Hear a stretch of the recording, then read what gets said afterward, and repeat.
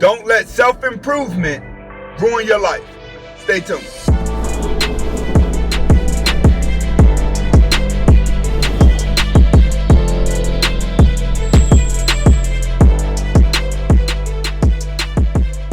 Welcome back to the Anthony Spade channel. Before I get started, I want you to watch the entire video. If you like the video, comment, like, subscribe at the end of the video, and share the video. Okay, today we're going to be talking about why you should not let self-improvement ruin your life. And the reason why I'm making this video is because I'm noticing when it comes to self-improvement, a lot of people overthink self-improvement. You want to know all the details. If I give fitness advice, how many miles should I run? What time should I go to the gym? What food should I eat? Should it be four cups of water, 3 cups of water, 5 cups of water? How many cups of water should I drink throughout the day? It's like people take the little bit of information that people give them on self-improvement and then they overthink the situation, right? Now, there's a reason why people overthink self-improvement.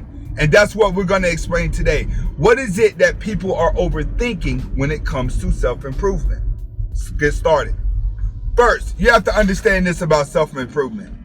It seems to be the answer to everything. Everything seems to be self-improvement. Oh, you break up with your girl. Just get on your purpose and get on your grind. Oh, you lost your job. Oh, that was good. That means something better coming along. That means you're supposed to get on your purpose. You're supposed to do this. No matter what happens in your life that slows you down emotionally, it always seems to be an answer that says self-improvement is going to fix it, right? No matter what it is. If you go back and think about every time you sat down and talked to somebody about your issue, right? At some point of that conversation that you and them had, you said, man, I'm gonna get my life together. I'm gonna start doing this. Or they said, hey man, maybe you should start doing this. You gotta start eating right. You gotta start doing this. You ain't even supposed to be doing all this. This may be a good thing for you. No matter what happens in life, people always have self-improvement as the answer. So what does that do? That gives people a solidified answer for them to being strong, weak, and smart at everything, right? So what does that do? That has created a fantasy that you can be a perfect person that's going to handle all the emotions and you're going to know how to make all the money in the world. That's what people are aiming for. That's why they overthink self-improvement. When you overthink self-improvement, now there's a fantasy. The fantasy is, if I go to the gym and I get in shape, I'm supposed to make a lot of money. I'm supposed to get all the women if I go do that. So just to make sure at the end of this, I'm going to be stronger, sexier, and richer. I want to overthink it so I don't make that many mistakes. So when I go to get a job, I got to know all the way to the T that it's going to be my purpose. What job should I pick to be my purpose? What should I do that? So now you start overthinking purposes. Now you start picking things that other people are getting rich at. And you try to tag along to them and claim that as your purpose. You can't do that. A lot of people that go to do self-improvements, you're overthinking everything that you do. And when it's all said and done, you know what happens? You place an accomplishment so high that you feel like you can never accomplish it because you're asking too many questions on how to achieve it. That's the problem with self-improvement that I'm noticing. Some people take self-improvement, right? And they know like, all right, I got to get on a diet, but I'm going to pick the diet that works for me. Although I'm a vegan, I don't really be pushing veganism onto everybody because it requires a certain type of person to become a vegan. Now you have to understand, before I became a vegan, I was truly in love with animals. You have to understand that. So it was pretty much easy to get me to cross over. But not a lot of people can do that. So I don't push it on to people. You know what I'm saying? But there are people who do eat meat that find a comfortable way to eat meat to get their body in shape. Or they eat meat and still is able to remain healthy. They don't have to go just straight fruits and vegetables. You know what I'm saying? You have to find a moderate way that's going to be self-improvement to you. Let's say you're a 500-pound person and you woke up every day and all of a sudden you managed to walk a quarter mile around your neighborhood. All right, there you go. Now you're on your purpose. What's your purpose? Now you're getting started. Your self-improvement. You didn't run 4 miles, but you did something better than what you did the day before. Okay, that's what you guys have to understand. Self-improvement is allowing your body to take on little goals and little tasks at a time and build up. Self-improvement is a marathon. It's not an overnight thing. And that's what I want a lot of you guys to understand, that I could give you a diet.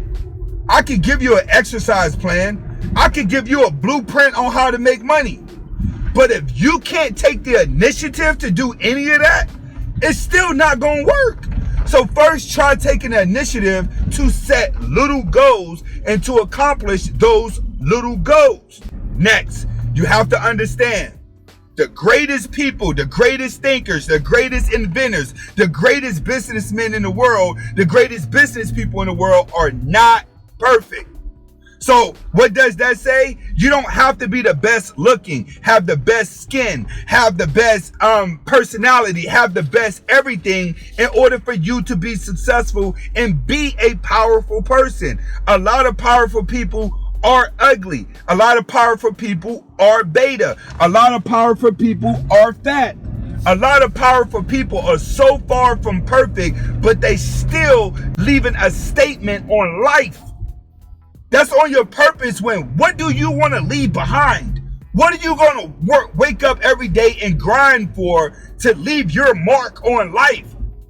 That's what self-improvement is you're making yourself the better version of you so you can leave something behind on life. So understand, you don't have to be perfect to create greatness, because most of the great people, I'll probably say 99% of the greatest people in history were not perfect people at all.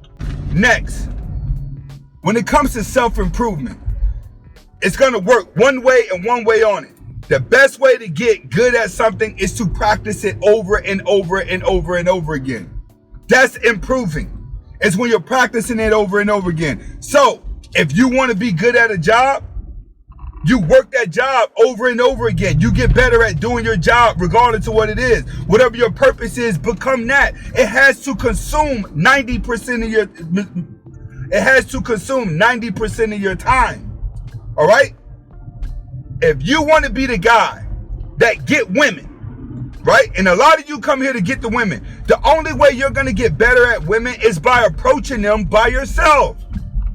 By approaching it, is you learning the game. Is you walking out there, walking up to the woman. Hey, how you doing? What's your name? Hi this. Taking that rejection, getting better, and going right back into the next girl. Not getting rejected and be like, man, you know what? I'm just going to give this up, man. Women are just bad nowadays. No, they're bad to beta males. They're not bad to alphas.